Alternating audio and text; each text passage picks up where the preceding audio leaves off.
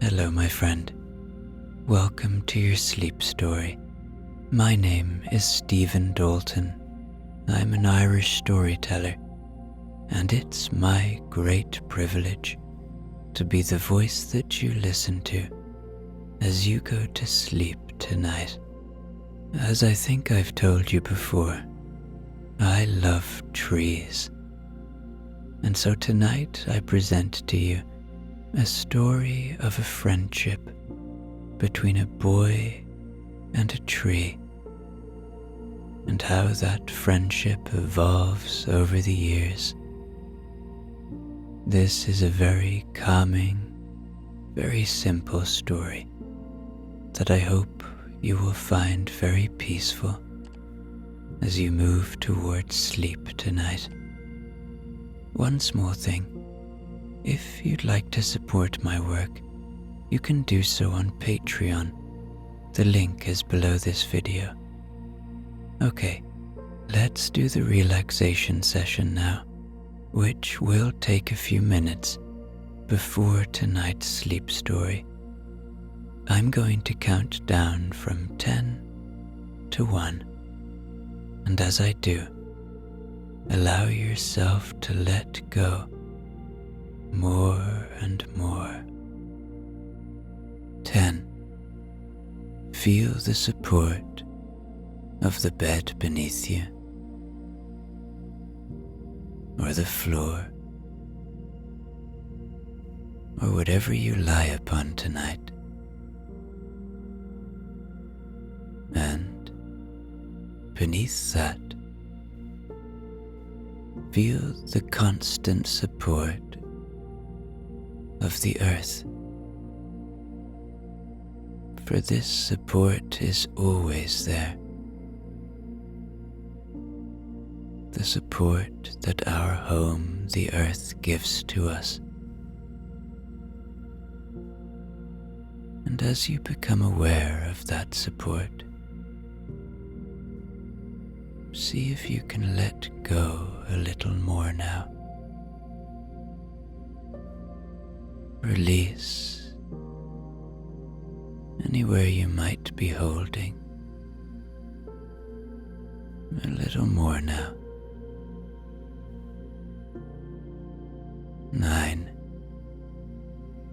You are safe. Tonight, allow my voice to be a friend, to be a guide that takes you towards comfort, towards peace,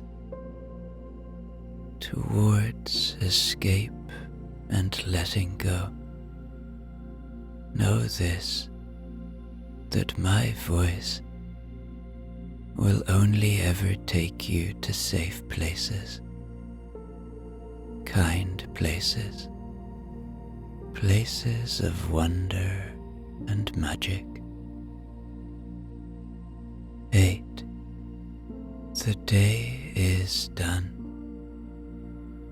Whatever has been, has been. Whatever will be, will be. So whatever thoughts you might be having tonight about the past, about the future, know that they are not useful right now. Don't try and fight them. See them for what they are. Thoughts, not you, separate from you.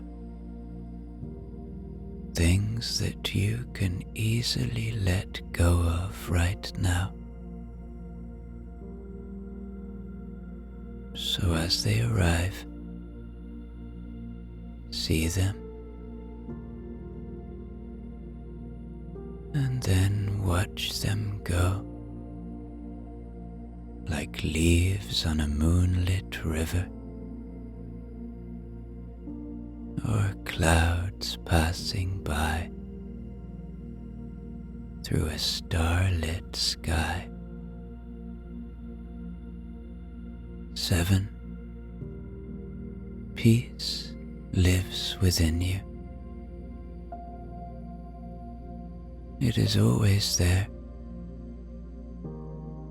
It is a constant friend. It is just waiting to be found, waiting to be felt. So tonight, see if you can find that peace that lives within you. Allow that peace to be a source of comfort tonight,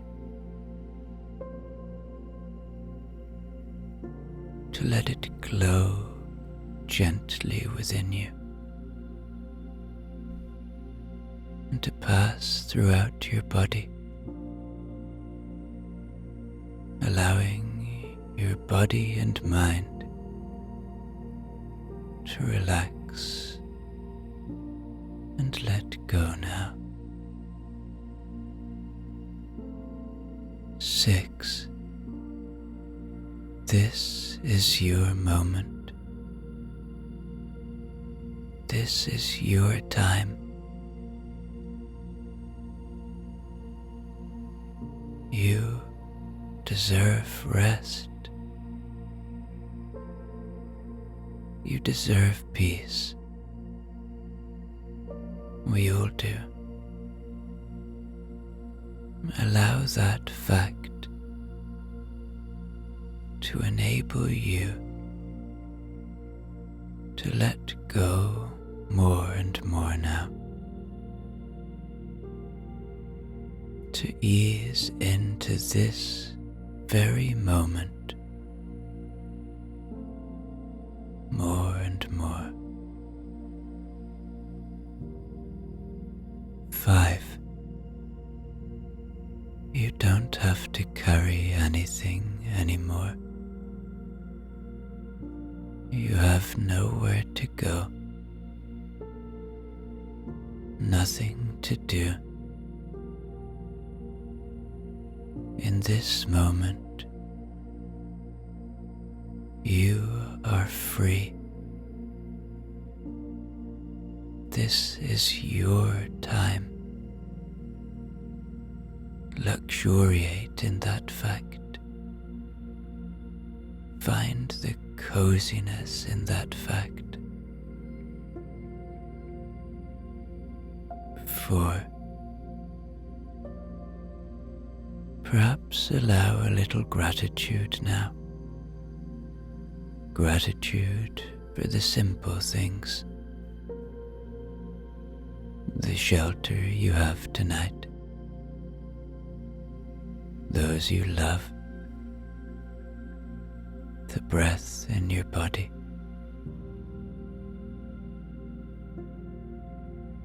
3.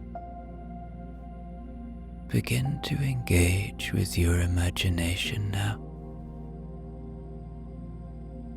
Begin to see a beautiful meadow, a very peaceful meadow, a place that upon seeing it brings about deep calm and a deep connection to nature. This is a place far away from all that you know. 2. Checking in with your body one more time now. Your body has worked hard for you today. It's time to give it rest. And 1. Completely letting go now, as I tell you tonight's sleep story.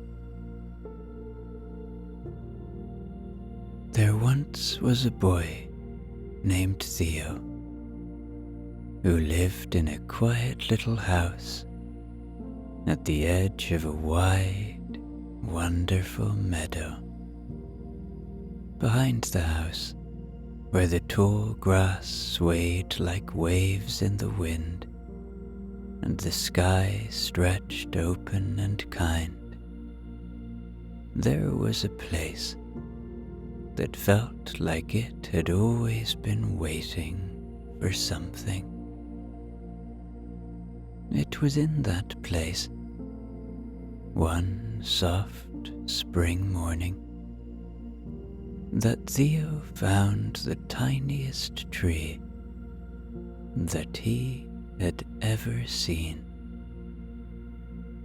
It was barely more than a stick poking from the soil, with two bright green leaves fluttering like the wings of a baby bird. Theo knelt beside it and tilted his head. The tree didn't look like much, but it had a quiet way about it, like it was listening.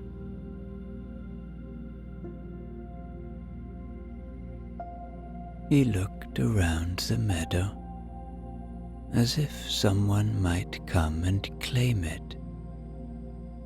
But the only sounds were the distant chirping of robins, the rustle of wind through the grass, and the occasional creak of the old fence that ran along the back of the field. With a small, careful smile, Theo cupped his hands around the sapling. "You need a proper home," he said softly. He found a patch of earth not far from the house, where the morning sun painted golden puddles of light on the soil. He dug a little hole with his hands, his fingers cool and damp with the rich, dark earth. The sapling slid into its new home like it belonged there. Theo patted the soil gently around its roots. "There," he whispered, "all tucked in." Each morning after that, Theo returned to the sapling.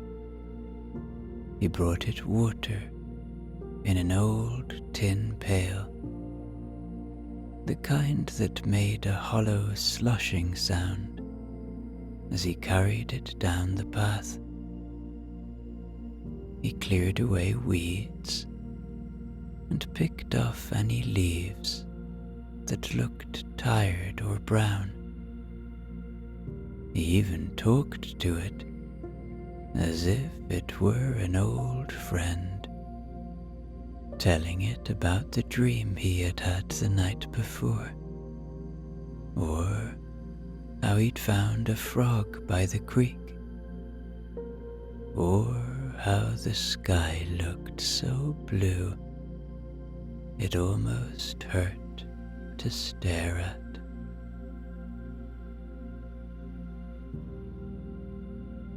On a particularly breezy afternoon, as he lay beside it, watching the clouds drift like lazy boats, he gave the tree a name.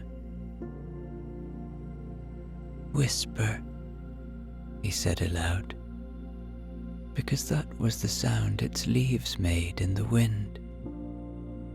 It wasn't loud or boastful.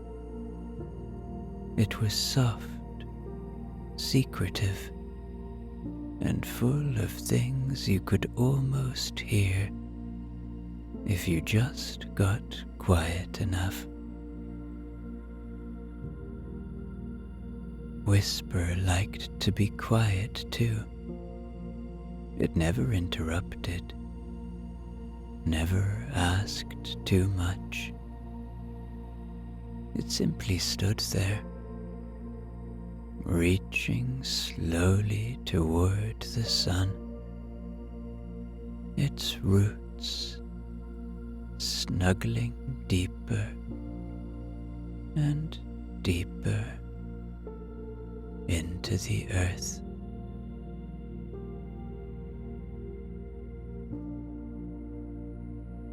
As the seasons turned, Theo brought out a little notebook. He drew pictures of Whisper, measuring its slow stretch skyward. He traced its leaves and taped one between the pages, labeling it First Autumn Leaf. When winter came, he built a tiny circle of stones around its base to keep it warm,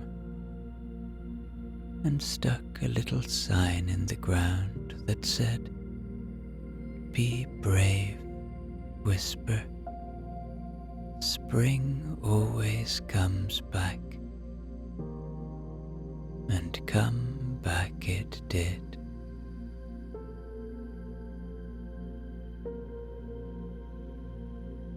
The following spring, Whisper was no longer the tiniest tree in the field.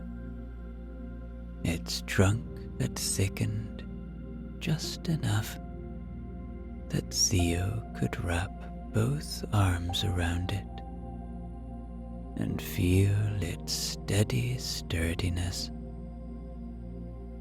A few small branches had begun to stretch outward like sleepy arms waking up from a long nap.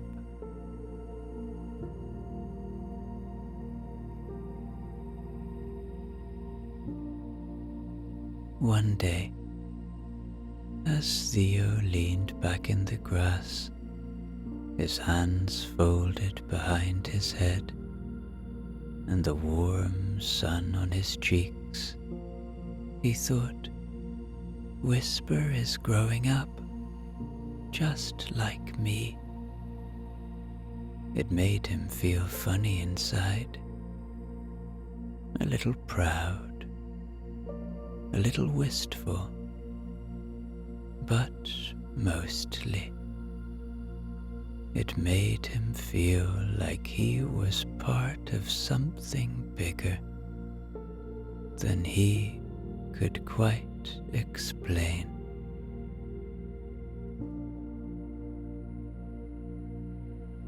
That night, curled up in bed, with the window cracked open,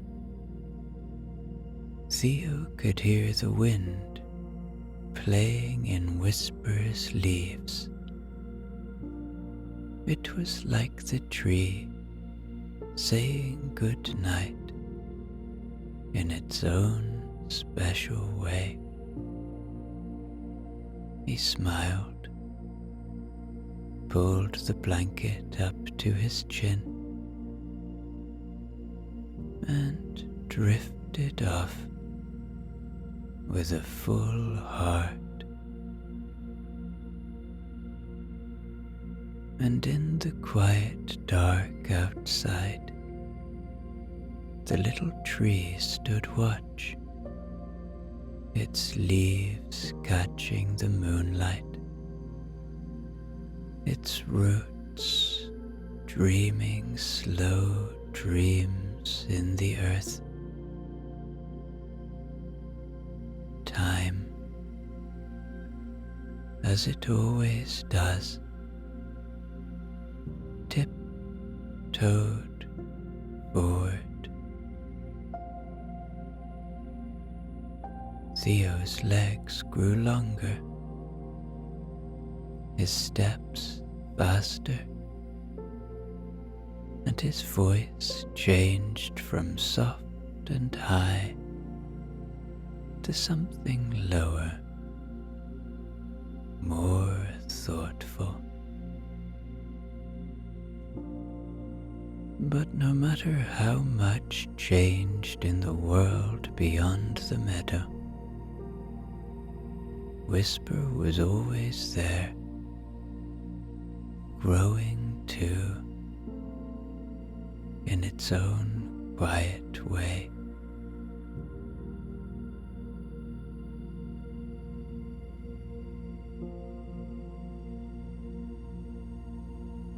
By the time Theo turned 9, Whisper's trunk was thick enough that he couldn't quite wrap his arms around it anymore.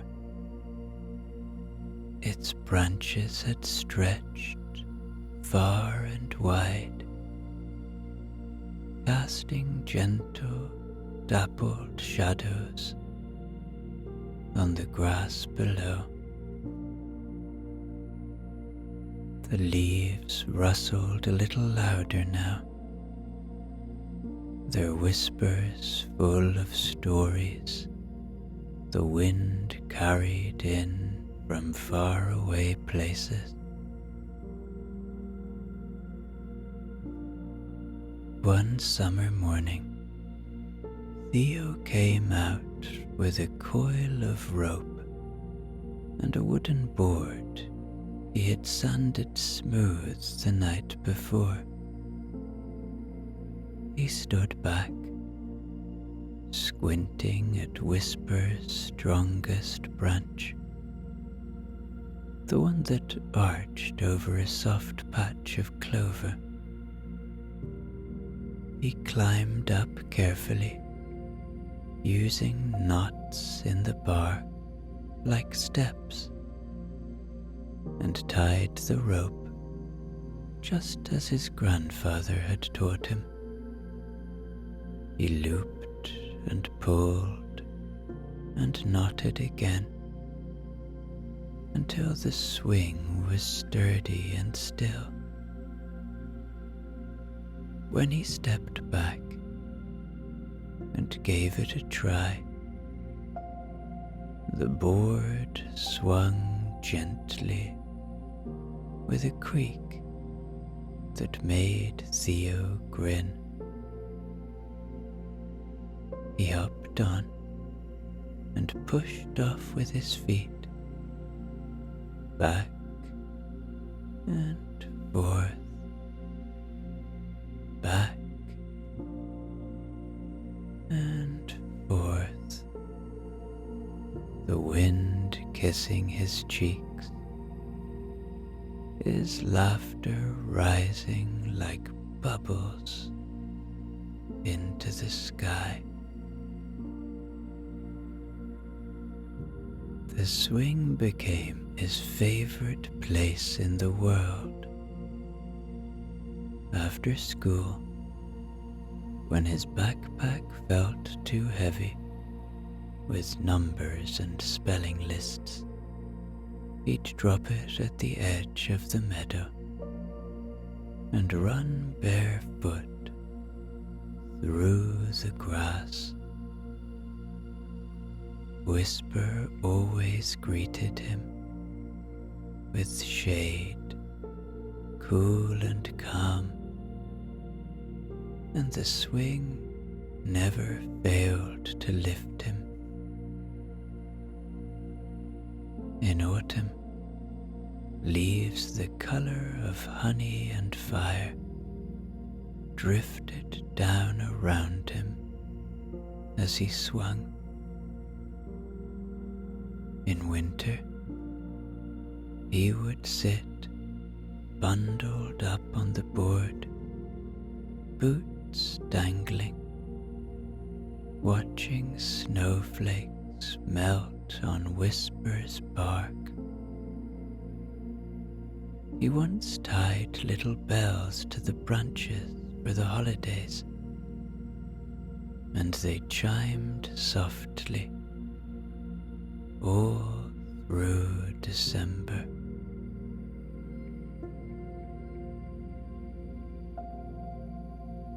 The swing was more than a toy. It was a place for thinking, for dreaming, for asking big questions, and not needing quick answers. Sometimes Theo would lie underneath the tree after swinging, his hands behind his head, watching the stars blink into view one by one. "Do you think trees dream?" he once asked aloud. "Do you remember the seed you came from?" Whisper didn't answer in words, of course, but the leaves shimmered gently in the night wind, and it was enough.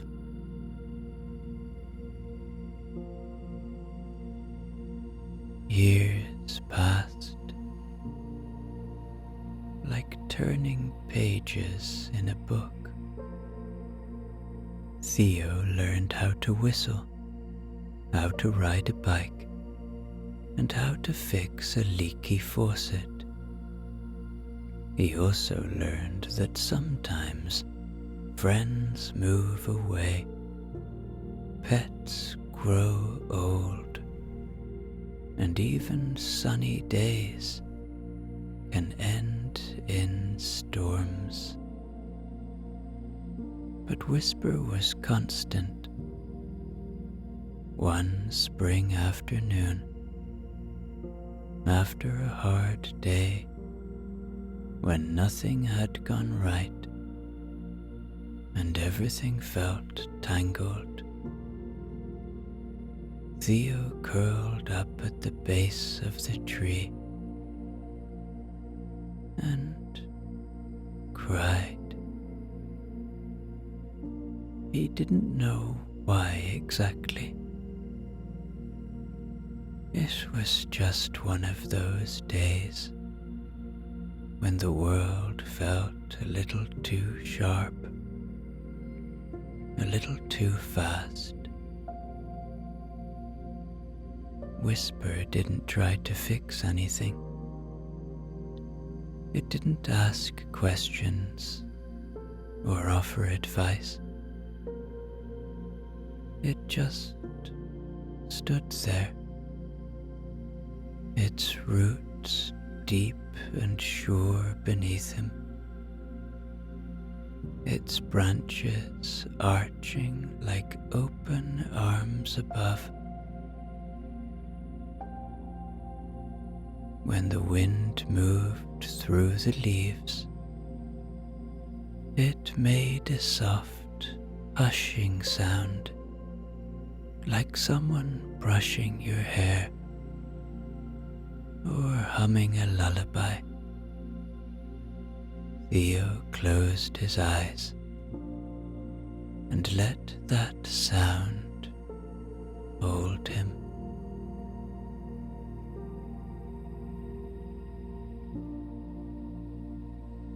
By the time the sun began to dip low and the meadow turned gold and sleepy, he felt better. Not perfect, but better. Like something had been set down, and now his hands were free again. He reached up and touched Whisper's bark. It was rough, but warm from the sun. He pressed his forehead against it and whispered, "Thank you." That night, he dreamed of green fields and branches that stretched high enough to touch the stars.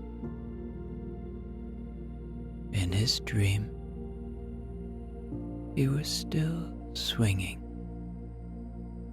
still flying, but the tree was enormous, towering and ancient, filled with light from within.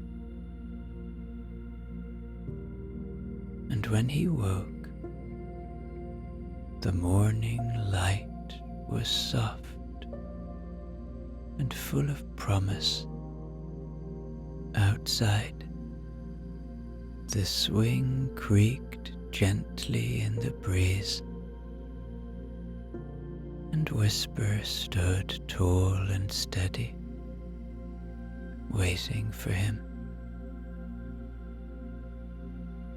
Theo grew older, as all children do.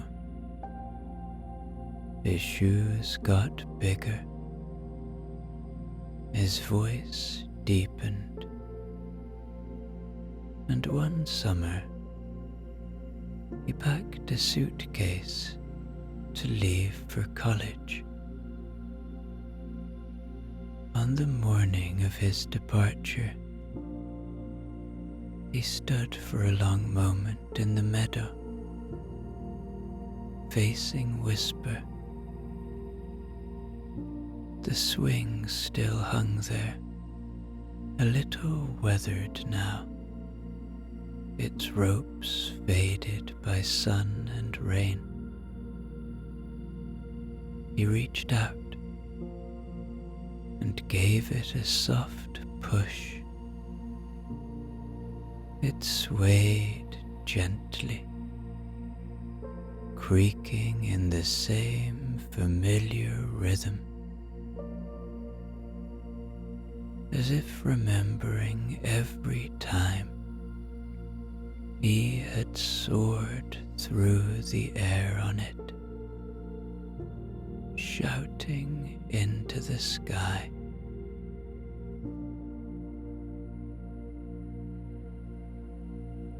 "I'll be back," he said, pressing a hand to Whisper's bark.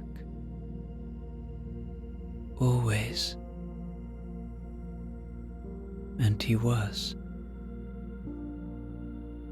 Whenever he returned, on holidays, or just because he needed a break from the noise of the world, he found Whisper just as he had left it, a little taller, a little broader, the swing always there, welcoming him back without a word. Years passed by, and Theo grew into a thoughtful young man, with ink on his fingers from sketching, and notebooks full of ideas. He traveled, studied, worked in cities full of clamor and movement. But no matter where he went, part of him always belonged to the quiet meadow and the tree with the name he had chosen long ago.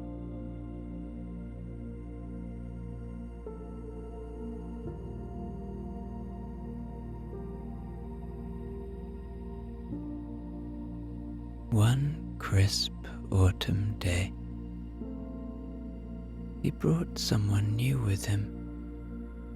Her name was Violet, and she had kind eyes and a laugh that reminded him of rivers and bells. They walked through the meadow, hand in hand, boots crunching over dry grass, until they reached Whisper. "This is it," he said, smiling. "This is the place." Violet walked slowly around the tree, running her fingertips across the bark. "It's beautiful," she said. "It feels alive, like it remembers things." Theo nodded. "It does." They sat in the grass, their backs leaning against the trunk. The swing creaked once, then stilled. Leaves rustled above them, golden in the sunlight. And in that quiet, Violet took his hand again and said, "You've had this tree your whole life." He smiled. "And it's had me." That winter, they carved their initials into the tree's trunk. Just a small heart, tucked low near the roots, where the bark was smooth and wide. Whisper took it in without protest, as if it understood this too was part of growing. Years passed, and Theo's life changed in slow, lovely ways. He and Violet returned again and again, now with their little ones in tow. 2 children with bright eyes and messy hair, who ran through the meadow with wild delight. They called the tree Papa's tree, and the swing became theirs, the ropes replaced with care, the board polished smooth once more.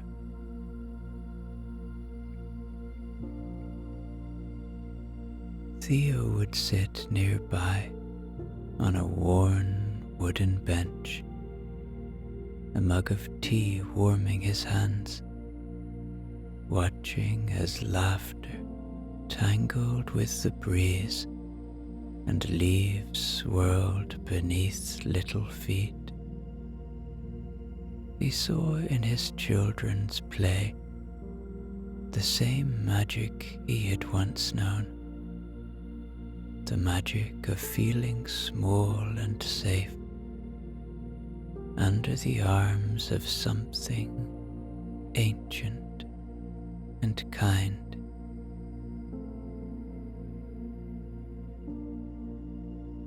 Whisper had become a great tree by then. Its branches reached high and wide, sheltering not just a swing, but the whole little world beneath it. Birds nested in its limbs, squirrels darted up its sides, and wildflowers bloomed each spring in a ring around its base, like nature's garland.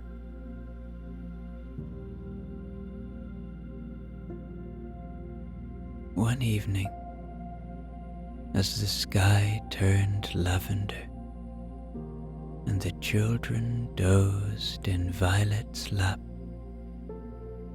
Theo leaned back against Whisper's trunk. The bark was thick and rigid now, lined with the story of seasons. He looked up at the canopy of leaves, shifting gently in the twilight, and whispered, "You've seen it all, haven't you?" The tree said nothing as always, but its stillness felt warm, present, deep. In that moment, Theo realized that growing didn't always mean moving on. Sometimes it meant staying rooted while the world blossomed around you. Sometimes it meant being a quiet witness to the beauty of change. He closed his eyes. The wind moved through the branches, and for a while, time held its breath. The seasons, always patient, continued their quiet turning. Theo's hair turned silver, soft as the clouds that drifted across the late summer sky. His steps slowed. His hands grew lined and careful. But his heart still belonged to the meadow and the tree he had once named Whisper.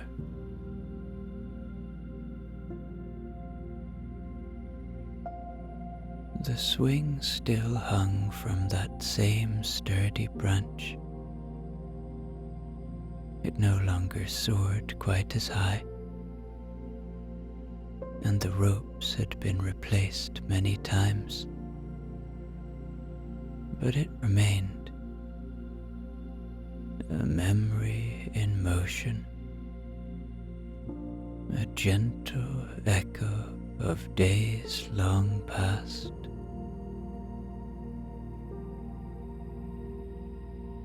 Each morning, Theo walked to the meadow with a cane in one hand and a thermos of tea in the other. The bench beneath Whisper had aged too, its wood faded and smooth from years of sun and rain, and hands resting along its back. It was their bench, his and Whisper's, a place for quiet thinking, for watching the wind roll over the grass, for listening.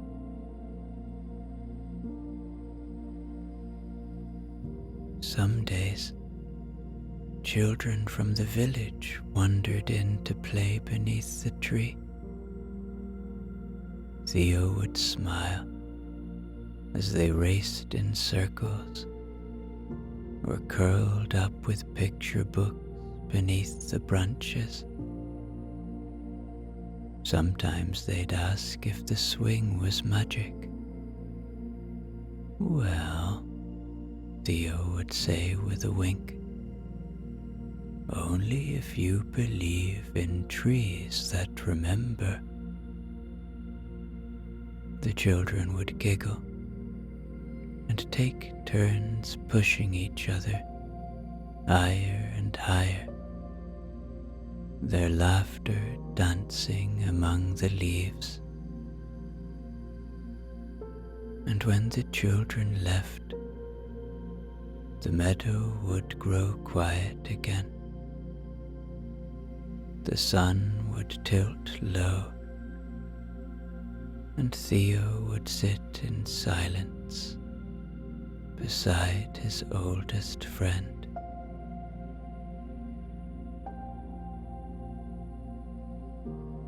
He didn't speak aloud as often now. He didn't need to. His presence said all there was to say, and whisper, grand and tall, stood just as easy as it always had, its trunk broad with wisdom, its branches outstretched like open arms. The swing swayed gently in the wind, creaking in rhythm with the rustling leaves, like a slow conversation between old souls.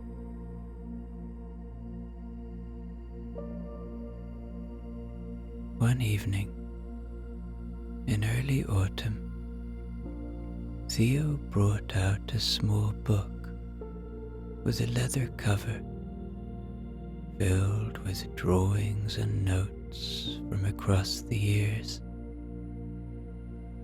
leaves pressed flat between its pages, pencil sketches of whisper in different seasons, words like first frost, children's laughter, and swing rebuilt, summer 1983. He rested a hand on the bark, soft with lichen and age. You've grown so well, he whispered, and you've held so much. He closed the book and placed it in the crook of the roots, where the earth was warm and still. That night, the wind was gentle, the stars wide and blinking. Theo slept long and peacefully in the little cottage behind the meadow. And in the morning, the sun rose over the grass, spilling golden light onto the swing, onto the bench, onto the roots that curved like arms around the soil. Whisper stood tall in the quiet, carrying the hush of all those years. And though Theo did not walk the path again that day, the swing still swayed gently in the breeze. Children still came, and the birds still sang, and Violet often sat with a book beside the tree, her fingers brushing the carved heart in the bark. People said the tree had a certain presence to it, something unspoken, something peaceful. They said it felt like the tree was listening. And maybe it was, because some friendships don't fade. They grow deeper, quieter, richer with time. And in the meadow, beneath the wide, patient sky, the tree and the boy, both old now, both full of stories, stood side by side still, rooted in the same earth, held in the same light.